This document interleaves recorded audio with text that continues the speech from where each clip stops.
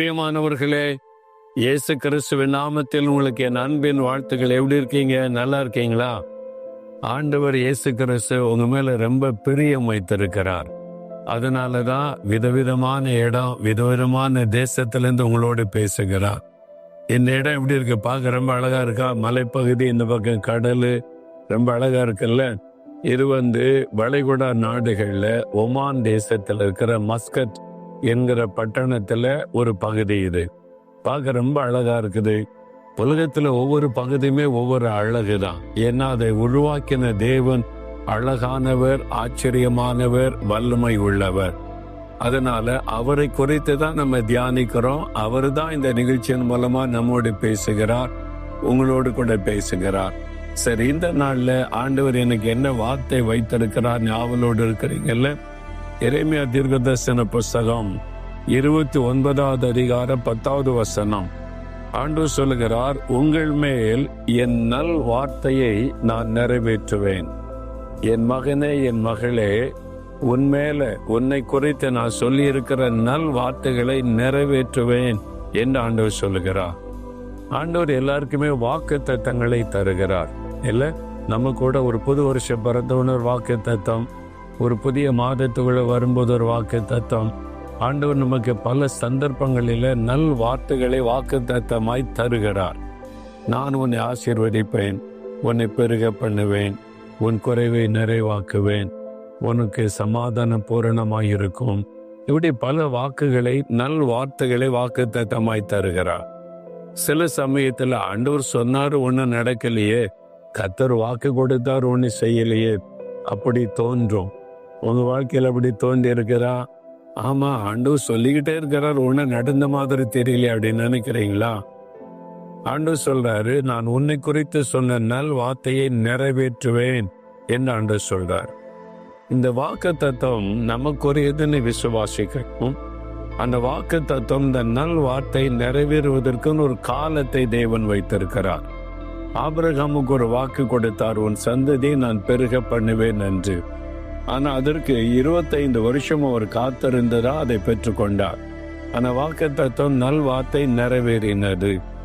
ஈசாக்குக்கு வாக்கு கொடுத்தார், உன் தகப்பனுடைய தேவன் நான் உன்னை ஆசீர்வதித்து பெருக பண்ணுவேன். அவருக்கு 20 வருஷமா குழந்தைகள் இல்லை. அப்ப அவருடைய வாக்கு தத்தங்களை சொல்லி அவர் ஜெபம் பண்ணி காத்திருக்கிறார். அதன் பிறகு தேவன் இந்த வாக்கை நிறைவேற்றி ஆசீர்வதிக்கிறார். என்னுடைய வாழ்க்கையிலும் ஆண்டவர் ஊழியத்துக்கு அழைக்கும் போது நல் வார்த்தைகளை வாக்கு தத்தமாய் தந்தார். ஆண்டவர் வாக்கு கொடுத்தாலும் சில வாக்கு தத்தம் நிறைவேற நான் 25 வருஷம் காத்திருக்க வேண்டியதாயிற்று. சில வாக்கு தத்தம் 2 வருஷத்துல 5 வருஷத்துல நிறைவேறிட்டு, சில வார்த்தை நிறைவேற நீண்ட காலம் ஆகும். அந்த மாதிரி. ஆனா ஆண்டவருக்கு தெரியும் எந்த நேரத்தில் எந்த நல் வார்த்தையை நிறைவேற்ற வேண்டும் என்று. உங்களுக்கு நல் வார்த்தைகளை வாக்குத்தத்தமா தந்திருக்கிறார், நான் நிறைவேற்றுவேன். ஆண்டவர் உங்களை பலப்படுத்துகிறார். சொன்ன போயிட்டீங்களா? கர்த்தர் சொன்ன வார்த்தை நிறைவேறலையே. என்னுடைய குடும்பத்தை குறித்து ஆண்டவர் சொன்னார், பிள்ளைகளை குறித்து சொன்னார், பிசினஸை குறித்து சொன்னார், என் எதிர்காலத்தை குறித்து பேசினார், ஒண்ணு நடக்கலேன்னு சொன்ன போயிட்டீங்களா? ஆண்டவர் நிறைவேற்றுவேன். என் மகனே, உன்னை குறித்து நான் சொன்ன என் நல் வார்த்தையை நான் நிறைவேற்றுவேன். என் மகளே, உன்னை குறித்து சொன்ன நல் வார்த்தையை நான் நிறைவேற்றுவேன் என்று கர்த்தர் சொல்லுகிறார். ஒரு சமயம் டிசம்பர் மாதம் கடைசி வாரம், அப்போ ஒரு சகோதரி என்கிட்ட பேசும்போது, அங்கிள், எனக்கு இந்த வருஷத்துல கர்த்தர் இந்த வாக்கு கொடுத்தார், நிறைவேறலையே அப்படின்னு சொன்னாங்க. கேட்டபோதில், ஆண்டவர் பொய் சொல்ல மாட்டாரே, நிறைவேற்றுவார். அப்ப ஆண்டவர் சொன்ன வாக்கு தத்தம் பொதுவா சொன்னாரா, இந்த வருஷத்துக்குள்ள நிறைவேற்றுவேன்னு சொன்னாரா? எனக்கு நான் ஜெபித்த போது, இந்த வருஷத்துக்குள்ள எனக்கு என்ன செய்வேன்னு கேட்ட போது, இந்த வருஷத்துக்குள்ள இந்த நன்மை உனக்கு கிடைக்குன்னு வாக்கு கொடுத்தார். என்னுடைய வேலை காரியமா இந்த வருஷம் முடிகிறதுக்குள்ள உனக்கு அற்புதம் செய்வேன்னு எனக்கு சொன்னார். இப்ப முடிய போது, எல்லாம் முடிஞ்சு போச்சு. டிசம்பர் கடைசின்னு 3 நாள் தான் இருக்குது, வருஷமே முடிய போகிறது, ஒண்ணு நடக்கலையேன்னு சொல்லி திரும்ப கேட்டேன்.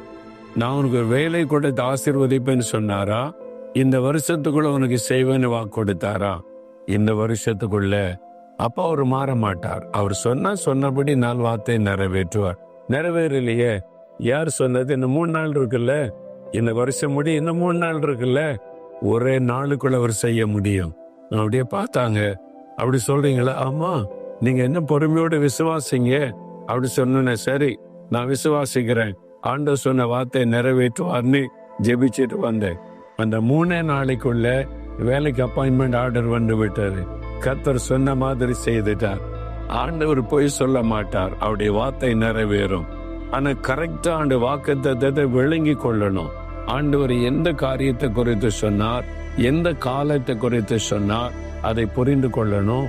அந்த வாக்குத்தத்தத்தை விசுவாசித்து அதை வைத்து ஜெபிக்கணும். நீங்க ஜெபிக்கும் போது நிறைவேறும். இன்னைக்கு ஆண்டவர் வாக்கு சொல்லிட்டார்ல, ஏற்கனவே வாக்கு கொடுத்தார்ல, அதை நினைவு கூர்ந்து ஜெபிங்க. ஆண்டவரே, என்னை குறித்து நீங்க சொன்ன நல் வார்த்தைகளை நிறைவேற்றுவீங்க, நான் விசுவாசிக்கிறேன். இன்றைக்கு அந்த காரியத்தில் ஒரு அற்புதத்தை எதிர்பார்க்கிறேன். இயேசுவின் நாமத்தில் ஆமேன், ஆமேன்.